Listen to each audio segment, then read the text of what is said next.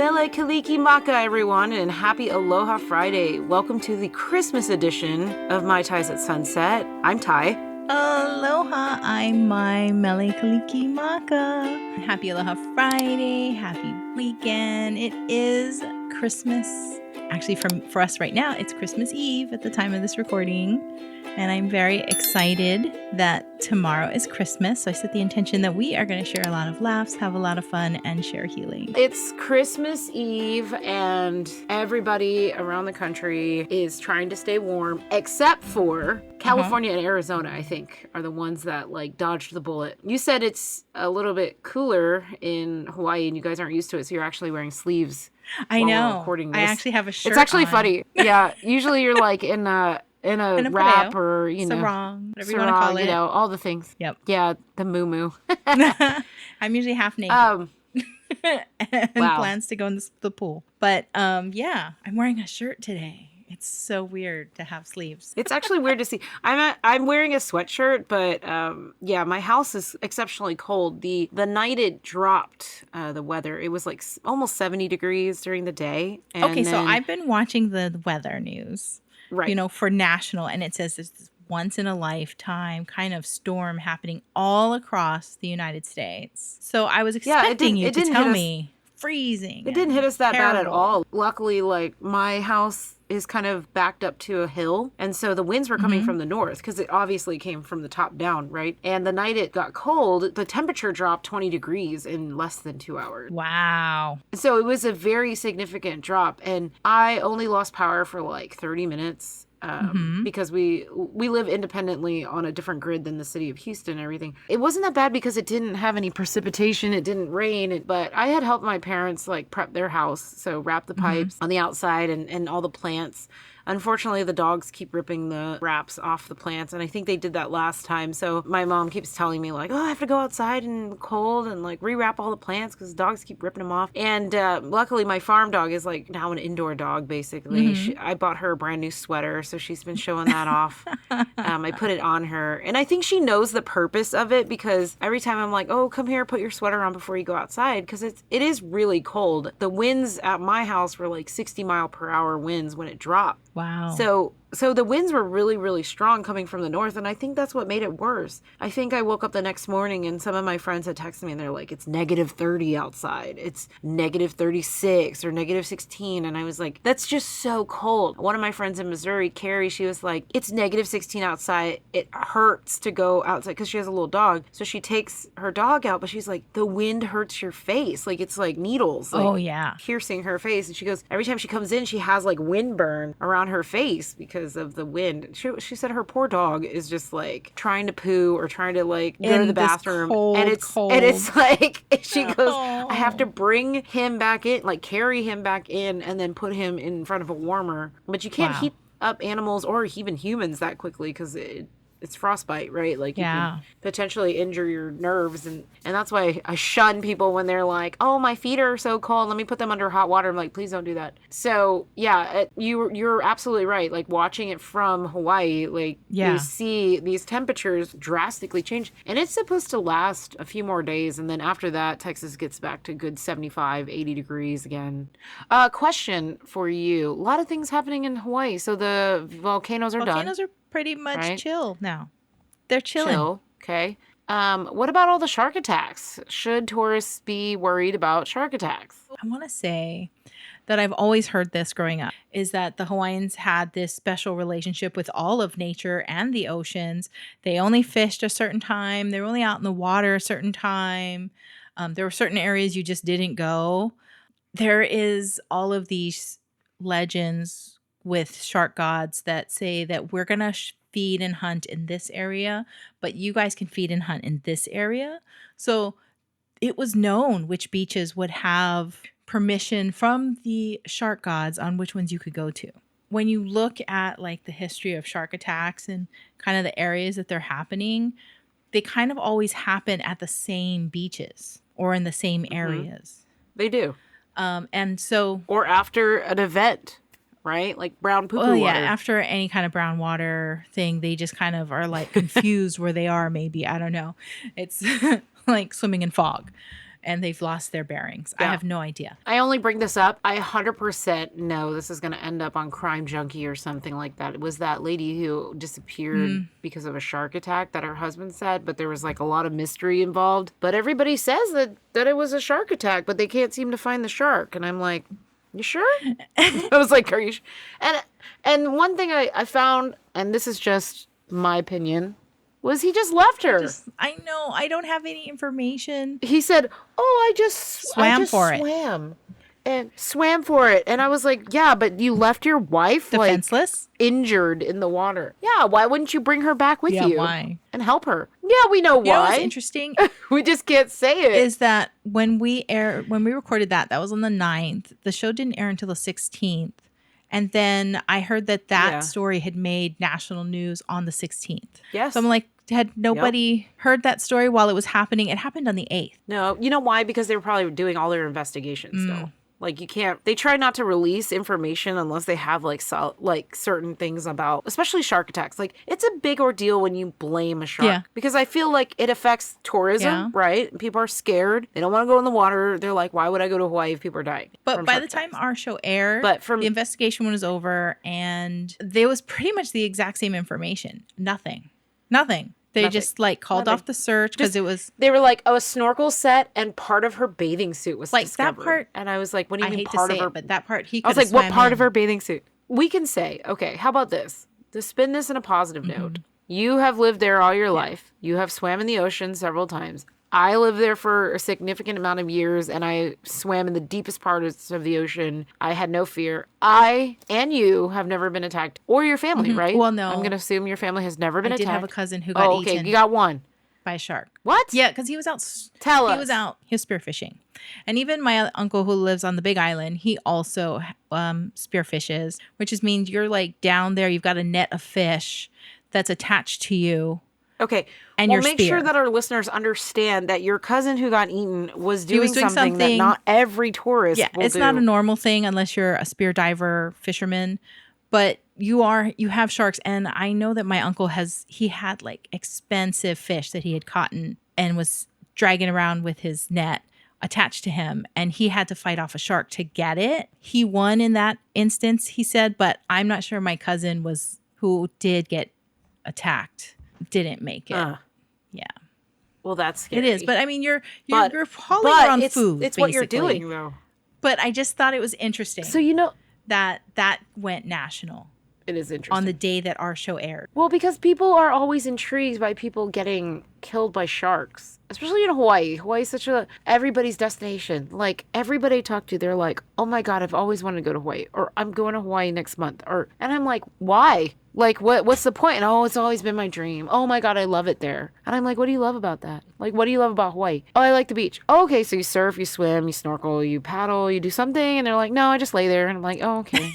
Cool. You can't lay anywhere else. You can only lay down in Hawaii. No, on only in Hawaii Hawaii. Beach. Only in Hawaii you're gonna lay down. I mean, for me, I'm like, I love Hawaii. What do you like about Hawaii? The food, the spam musubi, the excuse to eat spam musubi every day, all day.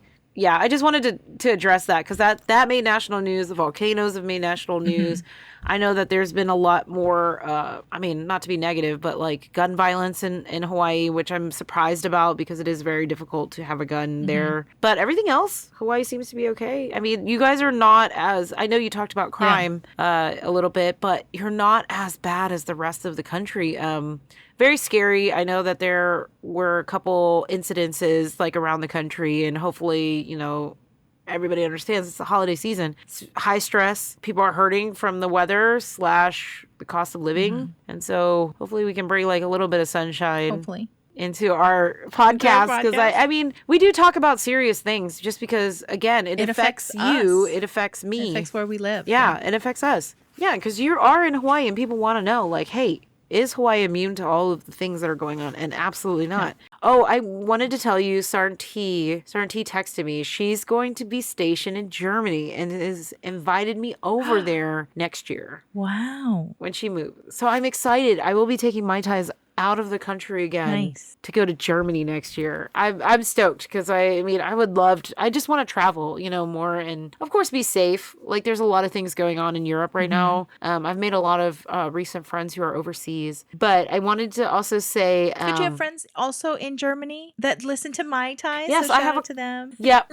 I do have a couple of them. I've met them through, well, I've actually had a friend who I've known since college, and then I've met a few people on Second Life and like in game and stuff like that while I'm on there. But I wanted to tell you, Seattle and Portland got like a huge ice storm. So I have a lot of friends up there now because of the army, and they're just like, hey, I just want to let you know there's a lot of videos coming out now of people like trying to walk down the street, and instead they're just sliding down the street, or they're having to walk on their hands and knees because they can't find traction. Wow. And the funny thing is, I actually have spikes for my shoes. When I go up there, I wear spikes on my shoes if it's icy because it hurts. It hurts to fall on ice, black ice, any ice. It does hurt to fall. It's just like ice skating, right? Yes. Oh my God, it hurts so bad. I used to love ice skating until I got a little too tall. No, it absolutely hurts. No, and honestly, right now, I wouldn't really want to ice skate because I would have to wear something for my wrist because if I break my wrist, I'm like screwed, right? Because then you're like walking around like this the whole time. You can't drive. No. You shouldn't drive. Yeah, it's expensive to go ice skating, especially in Hawaii because we have Ice Palace. Oh, they just opened up Ice Palace. Oh my God, that made national news. Ice Palace reopening after 2 years of closure. Yeah. Yes. Hear ye, hear ye. Yeah. And it was expensive when I was a kid. I would beg my parents to let me go there for my birthdays. It was such a big expense for them because I'd want all my friends to come. Honestly. So it's so cheesy though. Let's talk about it. It's a little cheese. It's so gross in there too. It's like old. Maybe that's what they were doing for 2 years. Maybe they renovated. Although I thought that they were kind of close to bankruptcy several times since they've been open. Oh, for sure. It's hard to air condition and chill this large building, but I used to love it as a kid. It would be like when you could experience the cold. Nobody ever has clothing for that in Hawaii. So everybody's wearing like multiple layers of clothing and you're hot when you get there. 2 t-shirts. T-shirts with sleeves. Yeah. And you'd have like your long pants and your jeans. Can't wear jeans though on ice because they get wet. They do get wet, but that's all we have in Hawaii. That was back in the day. Okay. Back in the day. We have better clothes now. Ice Palace in Aiea. Salt Lake. Right across from the Aloha Stadium. It is right next to the Aloha Stadium. Yes, it is. Oh, I know. Believe me, I know. There's a really great Chinese buffet / Korean barbecue place right across from it too. Yum. All you can eat. Oh, I've never gone there. It's funny that I've been there and you haven't been there. Tomorrow is Christmas Day. And I and my mother, we've been planning for weeks, my whole family, our fabulous Christmas dinner. And it was going to be roast and ham, rice and veggies and all kinds of things. But then now my cousins are like, we would like to take you out to dinner because you've been hosting for years. So we're going as a family of 30-something people, and we're going to a Chinese restaurant in town because, you know, only the Chinese restaurants are open. So we're going to one in town and we don't have to cook. I don't have to clean. I'm so excited. I just actually spent this last week doing some fancy Christmas shopping. Now I have to figure out how to wrap all the weird things that I bought. So that's today. And then tomorrow is Christmas. And I'm looking forward to just not cooking, not having to clean, and just relaxing. Well, that's nice because I plan to also do nothing tomorrow and just eat and be merry. I'm going to talk more about gifts. Okay. So Sky got a brand new coat. My mom got a custom cup and sweatshirt with my dog's like faces drawn on there. So that was nice. And then my mom's couch is starting to like fall because it's a really nice one, but she's had it for like since I was in high school. But it's a super nice leather one with that reclines. It's like a big boy couch. But you know, after you sit in it for a while, the stuffing kind of gets flat. So I bought her like this cushion and back support called by Cushion Lab on Amazon. Super nice. She loves it. She's doing good. I bought my dogs all brand new harnesses, and I bought a 3-lead leash, so all 3 of them can walk at the same time. Oh, and not get tangled. Yeah, and not get tangled. I did buy myself a new wallet. I also bought, so the dogs really like the Amazon brand Salimo sweet potato and duck jerky treats. Okay. I can't say anything but good things about it. Yeah, but it's just sweet potato wrapped in duck jerky, and every time I say duck, duck, goose to any of my dogs, they freak out. They freak out. They love it. I do have film of them all cuddling because they were cold. under a blanket, and they're so sweet looking. And then I bought myself a brand new suit and custom coats from Kieran Finch. He's actually a pretty popular and up-and-coming brand for queer people because I really like suits and I like jackets and things like that, but my shoulders are really from big. paddling. From paddling, from many things, working out. And so I bought these nice jackets and I had all of them like tailored to me. And so they look so good. Nice. So good. So I wanted to say good things about Kieran Finch because they support queer people and they make clothes that fit really, really well. And then finally, I took every single one of my Hawaiian shirts by Kahala. So Kahala is like the nice Hawaiian, the original Aloha shirt. But I only buy mine from Kahala. I brought them to a tailor. I spent a shit ton of money and I got all of them custom fitted to me. Nice. So now, like, doesn't matter what the fit was because some of them are classic fit, some of them are like tight. They all look so good. So now I have like a plethora of all my Hawaiian shirts look awesome because in Texas it's so hot. Yeah. And then I have suit jackets, a suit. I've got shoes. Like I look good when I go out now. When I dress up. Yeah. Most of the time I want to be lazy and be in my stuff. So I'm just promoting all these brands because instead of spending money on buying more Aloha shirts, I decided to just take them to a tailor and have them redone in a different cut, a different style. And now they look great. That's good. It was cheaper than buying a brand new Kahala shirt because Kahala shirts are expensive as shit. Yeah. And finally, I got my command coin in, but I'm very proud of this. Yeah. I'm almost at 20 years, but I put the date that I joined, it's 2004 on the back, but it looks cool, doesn't it? It does. It does. I'm really happy that you got your own coin now that you'll give out at special occasions to people that matter to you.